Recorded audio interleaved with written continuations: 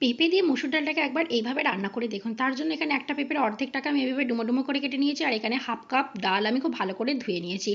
এবার gas on করে একটা কড়াইয়ের মধ্যে বেশ খানিকটা জল দিয়ে তাতে আমি স্বাদ অনুযায়ী নুন আর সামান্য সর্ষের তেল দিয়ে এবার কেটে রাখা পেঁপে আর ধুয়ে রাখা ডালটা দিয়ে খুব ভালো করে নাড়িয়ে চাড়িয়ে দিয়ে এবার গ্যাসের ফ্লেমটা মিডিয়ামে রেখে 10 মিনিট আমি জাল করে নিয়েছি। তাহলেই পেঁপে আর ডাল কিন্তু খুব ভালোভাবে সেদ্ধ হয়ে গেছে। আবারও গ্যাস অন করে একটা কড়াইয়ের মধ্যে আমি 2 চামচ তেল খুব ভালো করে গরম করে নিয়েছি। এবার ওর মধ্যে শুকনো লঙ্কা, জিরে আর তেজপাতা ফোড়ন দিয়ে ফোড়নটাকে একটু নাড়াচাড়া করে ওর মধ্যে আমি কুচিয়ে রাখা আদা দিয়ে দিয়েছি, আর দিয়ে দিয়েছি কুচিয়ে রাখা একটা মিডিয়াম সাইজের পেঁয়াজ আর সামান্য কাঁচা লঙ্কা, আর দিয়ে দিয়েছি একটা মিডিয়াম সাইজের টমেটো। এবার নুন আর হলুদ দিয়ে সমস্ত কিছুকে খুব ভালো করে ভাজা ভাজা করে নিয়েছি।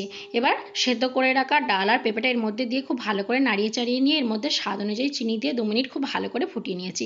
তাহলেই তৈরি হয়ে গেছে আমাদের পেঁপে দিয়ে মসুর ডাল। ভালো লাগলে একটা লাইক করে চ্যানেলটাকে সাবস্ক্রাইব করে দেবেন।